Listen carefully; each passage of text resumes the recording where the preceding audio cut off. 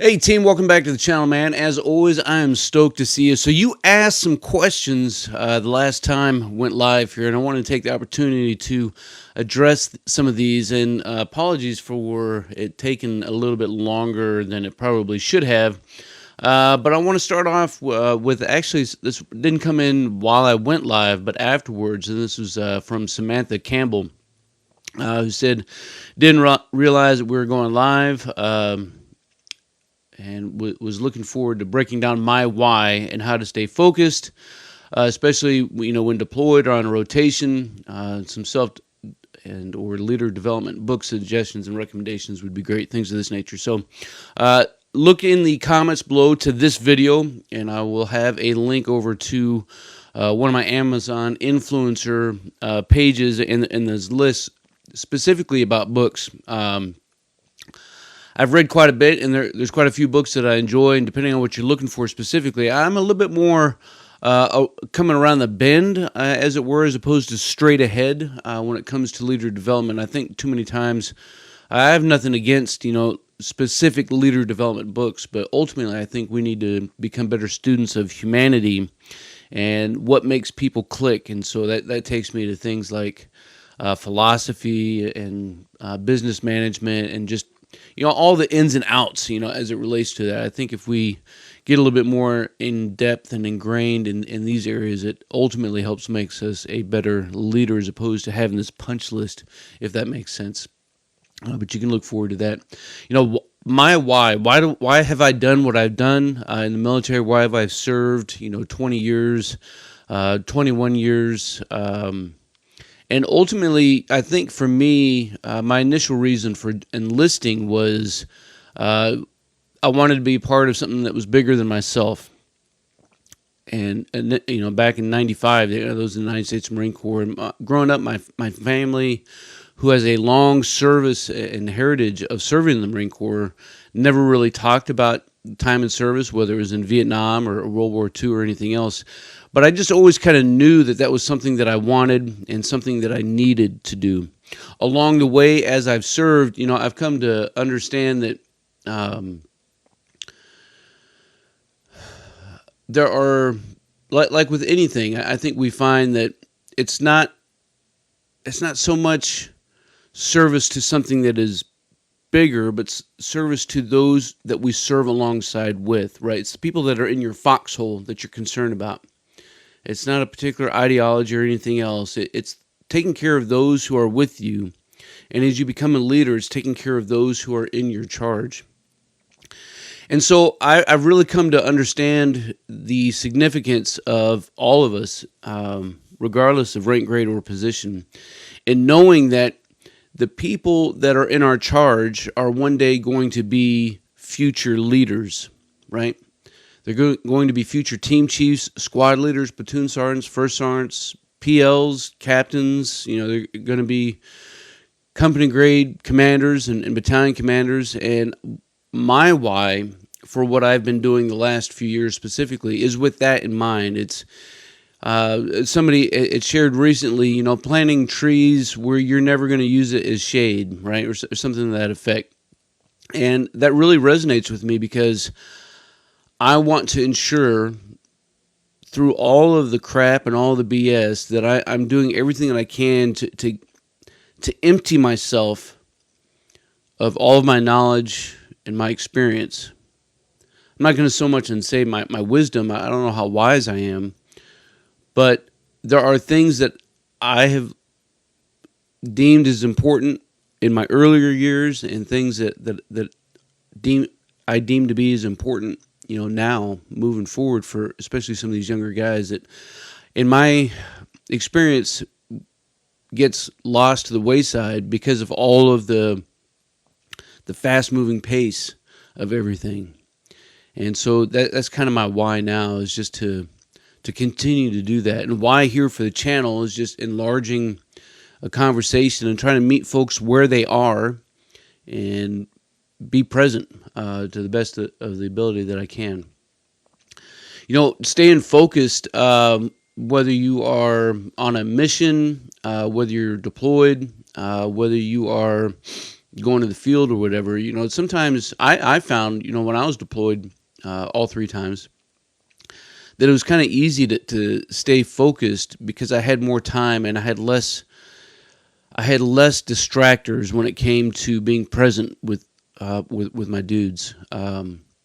It's also a great time to do some self-study. You just have to have some self-discipline to stay after it. It's a perfect time to read books and to get into, odds are you have either Wi-Fi where you're at so you can access the internet. It's not like it was, 15 years ago when some of that Wi-Fi may not have been around or maybe only in an MWR tent. So it's a great access and resource and time to really focus on mastering your craft as a person, as a soldier, and as a leader. So moving on, looking at the live chat. Let's see. I know I had some stuff in here I wanted to talk about. Let's see. Small Farm had talked about some prior service stuff. So rejoining the military as a prior service Marine, and this is going to apply to any of the other branches coming into the Army. Things have changed, and I tell you, things change so fast. If you are prior service, man, you need to talk to a recruiter. But when I came back in 2010, I'd been out for 7, almost 8 years, and I didn't have to go through basic or anything. I did lose 1 pay grade, but that was pretty much it. They had a warrior transition course at the time that I had to go through, and that was just a few weeks, basically, to get all your gear issued and take a PT test and rifle qualification, things of this nature. What I would submit to all of us is if you are prior service or if you have people that are prior service in your formation, in your ranks, what's supposed to happen is, when somebody's enlisting and you're going through MEPS, they take your DD-214 and everything is going to end up on your enlisted brief. And, of course, that's all changing now with IPSA, with how that looks and how it's populated. But anything that can cross over will cross over.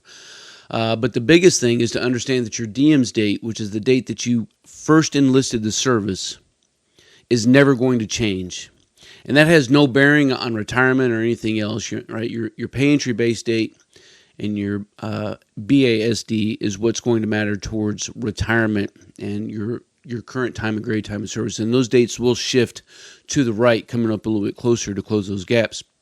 But anytime that you go and you PCS and you're going through that reception process, that is the time to talk to the folks at that reception center to do a records review to make sure that those dates are all right, because it may not matter to you now, but in 10, 15 years from now, it's going to matter a hell of a lot. And you got to make sure those dates are right, or else you may find out that you got to do some more time. Schools are probably not going to cross over unless you're prior service Army. All those should cross over. All your awards will cross over, and some of your deployments can get put on there as well. I was able to get mine on. And so just going down to the S1 with your DD-214, which is in your OMPF, that's part of your IPERMs.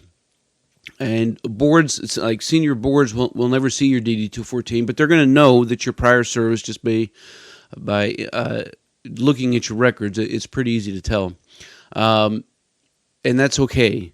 But sometimes, junior S1 clerks don't know how to handle prior service dudes because they want to see more than what you have. But if you have your DD-214, that is an official record for things that you rate. And so you need to make sure you take that in to get anything added. When it comes to things like schools, like if it's not in the system that S1 can look at, then it's not going to be able to get added in. But if it is in there and there's a code in there, it will. So the only code for me that was able to cross over was the Close Quarters Battle Team Leader course that I went through. That was the only school out of like 20 schools that I went to in the Corps I was able to come over. But, the other big battle for prior service guys is if you have a junior NCO as a team chief or a squad leader or whatever, and you have somebody that might be older than they are and has more experience than they are, that can cause some friction points. But I think just having some humility and having a way about you that isn't confrontational and isn't trying to do things the way that you used to do them. Like, nobody likes those dudes, right? Nobody likes to hear how things were done at the last duty station, let alone in another service. Like, you have to learn how to ride for the brand, and that first brand that you're working for is your team. It is your squad. It is your platoon in your company. So make sure that you get all in. Let's see. Andre Cruz. Okay, I'll pronounce more. I thought I had some other stuff in here. Let's see. So I had some questions about Audie Murphy from Gurms Wilta or something to that effect. Apologies if I got that jacked up. About SAMC, and I'll tell you that the Sergeant Audie Murphy Club or Association is an outstanding community, and it's a great organization not only for leader development but for board preparation as well, and for volunteering, and is fabulous for that. And if you're a non-commissioned officer in the ranks of staff sergeant, I would highly encourage and submit to you that you need to reach out and connect with your local chapter, because each chapter is run individually by that post. And you need to get involved. And you need to seriously consider becoming a member. It's going to help ingrain in you some things and provide some good mentorship. And, of course, there is a byproduct of being a member. And, of course, that's the one board that you could, quote-unquote, win. It's the only board that can go on every single NCOER, right? As a member of the Sergeant Audie Murphy Club. Or he was inducted, right? That's number one. And then as a member of the Sergeant Audie Murphy Club, he volunteered X amount of time. He mentored and developed future members of the board, and it just keeps on going and going. So definitely get into it. And if you look on my channel playlist, you'll find one specifically for SAMC information. What are some good informations we had? This is coming from Andres Cruz. What are some good recommendations or suggestions that you have to give to service members that want to have a long career? And I think we'll probably break this one down into its own video. But again, I think, if you look at seniors in the military right now, and let's say you think of any number of either, seniors that you have personally met, or what you think that's out there. And I can tell you from my experience that if I look across all of the command sergeants major that I've ever worked with, and I say, what are the things that they have in common? From experiences to schooling and education, job assignments, there are a lot of commonalities. And so we should try to get after some of these things and go after some of these hard jobs, right? Nobody wants to be a UPL, but having an additional duty helps set you apart. Nobody wants to be the armor, but having that skill set will set you apart. Nobody wants to drive ammo to and from a range, but having that knowledge will set you apart when you're a platoon sergeant and a first sergeant, right? MFT, MRT, equal opportunity, being a VA, right? Being a victim advocate. Those are all basic leadership schools, and you need to get after each and every single one. CLS combatives, on top of your MOS-specific related schools and certificates that you can get after. Improving a GT score, having a technical certificate, regardless of what your MOS is. Like, you don't have to be Signal or Intel or work in an admin type environment to have value from having, a CompTIA cert, as an example. That's just one of the certs that are out there. Being proficient in different languages, Sergeant Audie Murphy. NCO and Soldier of the Year competitions, both yours and soldiers that are in your charge.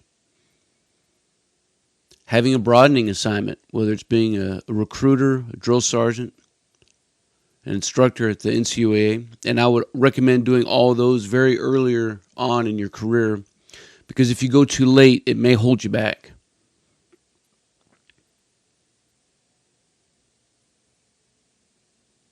Working in BCTs and other types of organizations, SFAB is great, but it's kind of an in and out kind of thing. Same with, getting to bat. They kind of want to keep you, but depending on what your branch is, it may not always be best to stay in those environments. Thinking about things like WACA, there's all kinds of opportunities, but when I take all of these things, all of these metrics that I can look at, and I start to just plug in the X's where all of these seniors have had, they have dang near all of them. And the one thing, right, wrong, or indifferent, that will definitely separate you from peers and set you up for a long career to serve as a first sergeant or command sergeant major in the future is going to be having a degree. I have my own thoughts and opinions about the value of that degree and the value that it should have on leadership positions, especially on the enlisted side. But I'm not that decision maker. So if you want a long career, get a stinking degree. It looks like that was about it. Can sergeant go to MRT, EO, or Sharp? So a buck sergeant can go to MRT and EO. For EOL, I think you have to be a sergeant promotable, and then for Sharp, you need to be a staff sergeant. So I think that kind of edges out all of the questions and comments that we had in the live chat that we had. It certainly was an enjoyable time. I'll try to squeeze some time to get through some more live feeds as well. It's always a good opportunity. Appreciate all you guys, man. If you have any other comments or questions, things we need to explore, make sure you leave them down in the comments below, right? Something I talked about during the chat was it is your thoughts, your opinions, your questions, your concerns that garners like 90% of the content that is created here on this channel. So if we can address some stuff, we can chew on some fat together, I'm all for it. Until then, y'all, you stay out there, you keep grinding, and you stay stoked.